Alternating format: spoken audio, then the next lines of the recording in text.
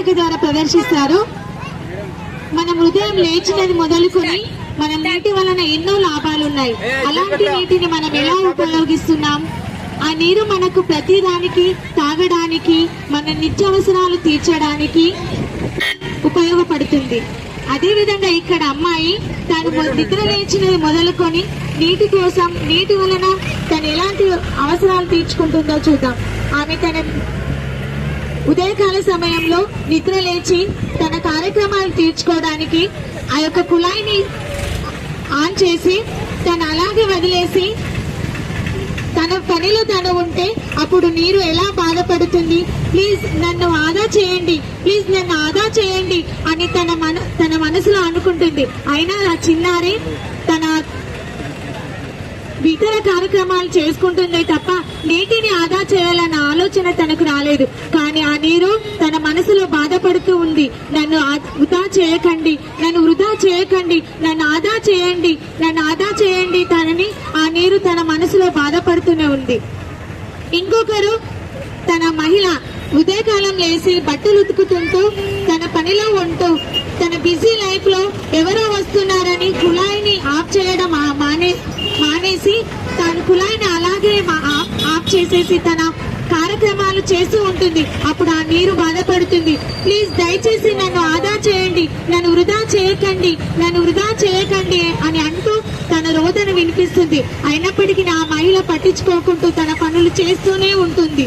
ఇలా తన ప్రతిరోజు మనం ఏదో విధంగా నీటిని వృధా చేస్తూనే ఉంటున్నాం. మరలా ఒకసారి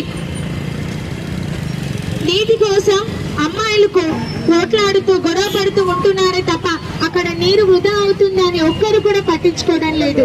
అలాగే ప్రతి ఒక్కరు కూడా ఆ నీటిని ఆదా చేయడం మానేసి ఏదో విధంగా దాన్ని వృధా చేస్తూనే ఉంటున్నాం. ప్రతిరోజు ఎన్నోసార్లు మనము కుళాయిని ఆఫ్ చేయకుండా మన పనిలో బిజీగా ఉంటూ నీటిని వృధా చేస్తూనే ఉంటున్నాం. కానీ ఏదో ఒక రోజు ఆ నీటి కొరత మనకు కనిపిస్తూనే ఉంటుంది. మనం భోజనం చేసేటప్పుడు కూడా మన దగ్గర ఖచ్చితంగా ఉంచుకోవాల్సింది నీరు.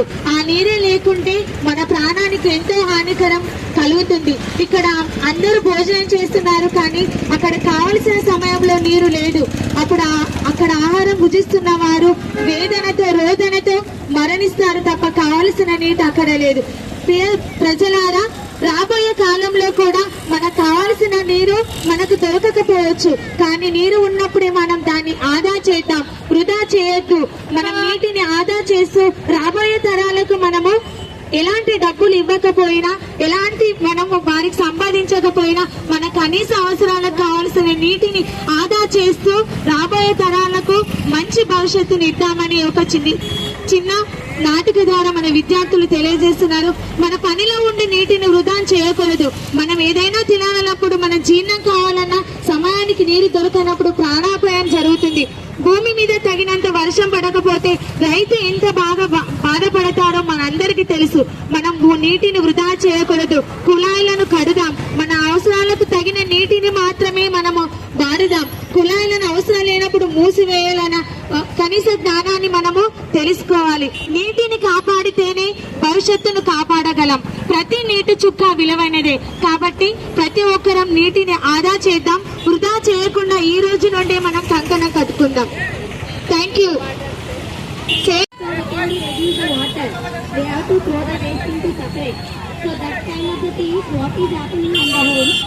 సో దాన్ని కొంచెం ఎక్స్ప్లెయిన్ చేయడానికి మేము ఈరోజు ర్యాలీ ద్వారా మీ దగ్గరికి వచ్చాము. వాళ్ళ చిన్న మాటలతోని, వాళ్ళ మౌఖికంతో మిమ్మల్ని మీకు కొంచెం సమాచారాన్ని